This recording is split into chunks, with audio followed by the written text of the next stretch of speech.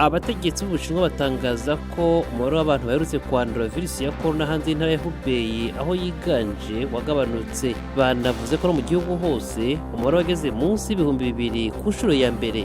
Cyokora mu Buyapani hemejwe abandi bantu 88 banduye iyo virusi ya corona bashyizwe mu kato ku bwato Diamond Princess, bose hamwe bamaze kuba 542.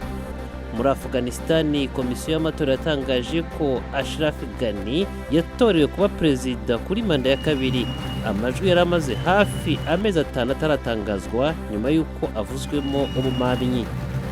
Mu Bugereki, ibihumbi by'abantu bihereje imihanda mu mujyi wa Atene mu myigaragambyo y'amasaha 24 yamagana umugambi wa leta w'ivugurura rya pansiyo. Naho abaterankunga mpuzamahanga barahiriye gutanga miliyari zirenga 1,400,000,000 z'amadolari yo gufasha muri Albania nyuma y'umutingito wibasiye igihugu mu kwezi kwa 11 umwaka ushize.